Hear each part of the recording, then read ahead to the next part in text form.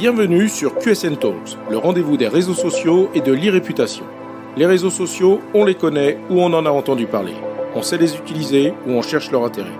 Mais une chose est sûre, on ne peut plus passer à côté.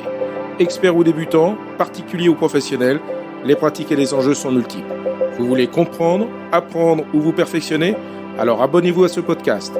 Je suis Frédéric Foscani, spécialiste des réseaux sociaux et de l'e-réputation, consultant, formateur et conférencier. Je vous propose ici des astuces, des news, des analyses, des conseils et les dernières tendances.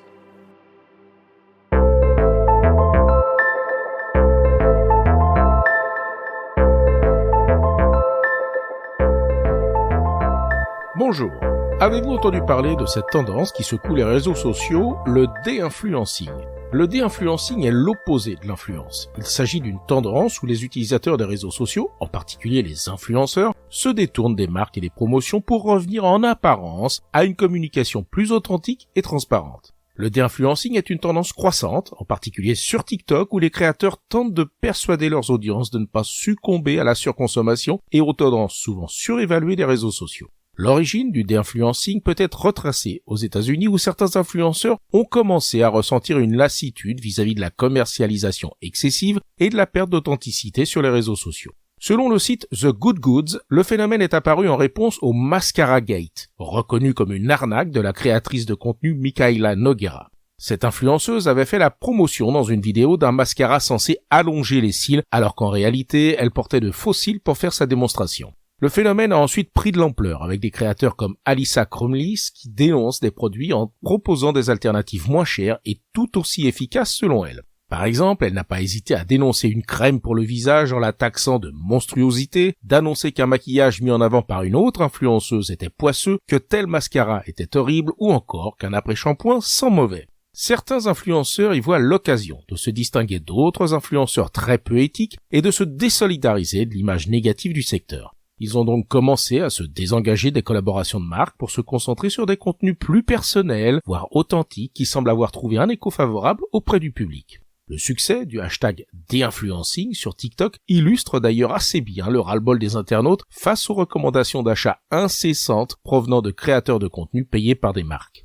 La France est également concernée par le phénomène dé-influencing. Plusieurs influenceurs français ont exprimé leur désir de revenir à une communication plus authentique, loin des collaborations de marques incessantes, voire même parfois frauduleuses. Ce fut le cas pour certains influenceurs qui faisaient la promotion de sites vendant des produits contrefaits ou achetés à bas prix sur AliExpress et revendus très cher. Au-delà de ces cas pouvant être assimilés à de l'escroquerie, le dé-influencing veut critiquer la pression à laquelle nous sommes soumis pour suivre certaines tendances. Les adeptes du dé-influencing encouragent donc leurs abonnés à réfléchir davantage avant de faire des achats impulsifs basés sur des recommandations d'influenceurs. Il est important de noter que le dé-influencing ne signifie pas nécessairement la fin des collaborations de marques ou de marketing d'influence.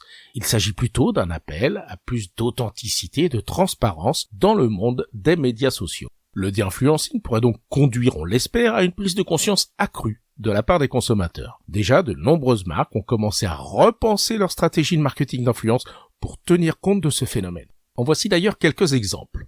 Nike a lancé une campagne où la marque a collaboré avec de vrais athlètes amateurs plutôt qu'avec des célébrités ou des influenceurs. L'objectif était de montrer l'authenticité de la passion pour le sport et de se connecter avec une audience qui valorise l'effort réel. Dove, dans le cadre de sa campagne Real Beauty, a choisi de travailler avec des femmes inconnues au lieu de mannequins professionnels ou d'influenceuses beauté. Cette campagne visait à célébrer la beauté naturelle et à remettre en question les normes de beauté que l'on veut habituellement nous imposer.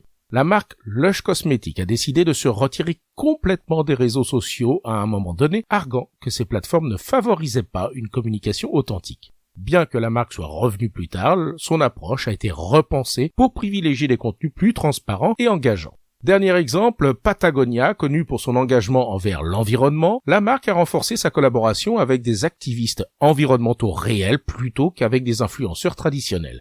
L'objectif était de mettre en avant des voix authentiques qui partagent réellement les valeurs de la marque. En travaillant avec des individus qui représentent réellement leurs valeurs et leurs messages, les marques espèrent établir une connexion plus profonde et plus significative avec leur audience. Il semble qu'on ne puisse donc que se réjouir d'une tendance visant à plus d'authenticité et pourtant, les désinfluenceurs ou déinfluenceurs sont-ils eux-mêmes transparents sur leur démarche ? Quelle est leur réelle motivation ? Peut-on leur faire confiance, tout simplement? Sont-ils réellement désintéressés? Autant de questions qu'il est légitime de se poser, car dans les mains d'autres influenceurs, le dé-influencing ne peut-il pas être considéré comme une autre forme d'influence ou de manipulation? Nous sommes en droit de nous questionner sur le fait que dénigrer certains produits ou marques ne revient pas forcément à créer une illusion d'authenticité, surtout si dans le même temps, il est question de promouvoir d'autres produits, même s'ils sont moins chers. Se créer une légitimité en dénonçant perd toute crédibilité dans la mesure où l'on va recommander soi-même d'autres produits de substitution, car il n'est pas exclu que certaines marques se cachent aussi derrière certains désinfluenceurs.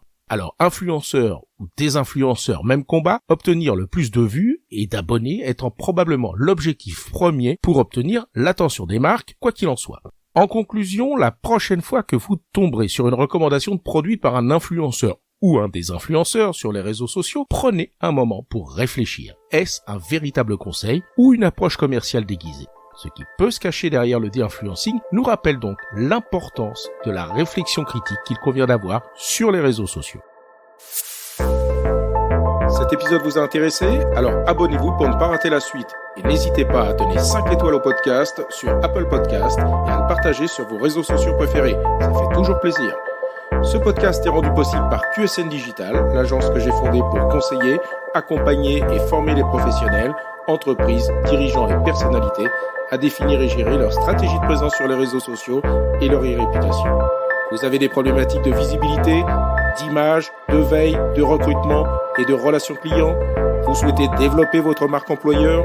Vous voudriez faire de vos collaborateurs des ambassadeurs? Contactez donc QSN Digital pour demander votre coach social media. Je me ferai un plaisir d'échanger avec vous. Pour me trouver, rien de plus simple, demandez à Google ou à vos réseaux sociaux. À bientôt.